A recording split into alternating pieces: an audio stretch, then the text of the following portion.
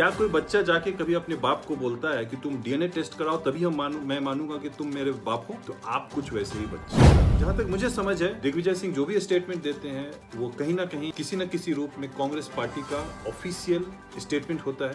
Congress party की जो दिल है, जो कांग्रेस पार्टी की जो आत्मा है, ये उनकी आवाज होती है। कोई भी बच्चा जब जन्म लेता है तो उसे एक माँ और एक बाप का नाम मिलता है। माँ का जो नाम मिलता है तो उसमें शक की गुंजाइश काफी कम होती है, लेकिन जो बाप का नाम मिलता है वो कोई भी 100% श्योर नहीं होता है कि वही उसका बाप है।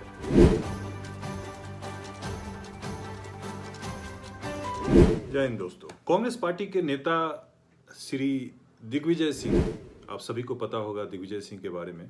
ये आए दिन कुछ न कुछ ऐसा बयान देते हैं जिससे देश की सुरक्षा व्यवस्था, देश की सुरक्षा में लगे सेना, देश की सुरक्षा व्यवस्था में लगे सीआरपीएफ, देश की सुरक्षा व्यवस्था में लगे पुलिस जवान, इनके बयानों से हर दिन आए दिन इन लोगों का मनोबल गिरता है।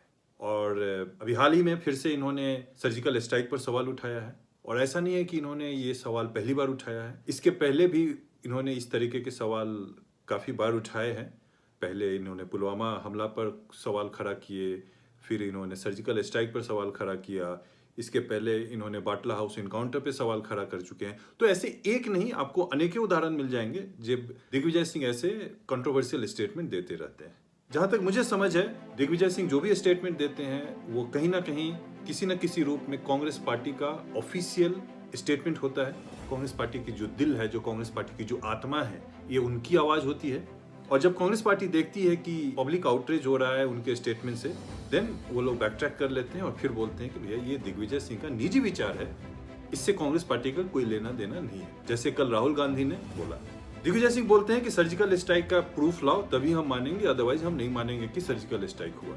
जब पब्लिक आउटेज होने लगा तो राहुल गांधी को सामने आना पड़ा और उन्होंने बोला कि भैया ये दिग्विजय सिंह का निजी विचार है, इस पार्टी से कांग्रेस पार्टी का कोई लेना देना नहीं है। अच्छी बात है, कम से कम आके स्पष्टीकरण तो दे रहे हो, इतना तो डर है।